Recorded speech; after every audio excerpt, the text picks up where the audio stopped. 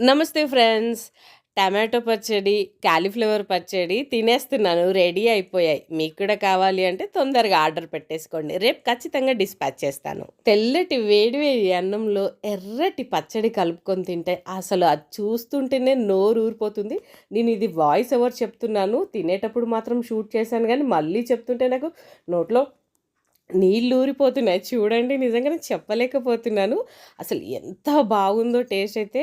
And ఈ cauliflower ముక్కలు చూడండి, ఆ చిన్న కొద్ది పచ్చడికి ఎన్ని ముక్కలొచ్చాయో. అండ్ అది కలిపేసి తింటుంటే నోట్లో అయితే నీళ్ళు ఊరిపోతున్నాయి. అండ్ కరకరమంటూ ఆ కాలీఫ్లవర్ ముక్కలు కూడా నములుతూ భలే బావుంది. ఇదేమో టమాటో పచ్చడి. ఆ టమాటో టేస్ట్, ఆ అరోమా అసలు ఇంకా అద్భుత.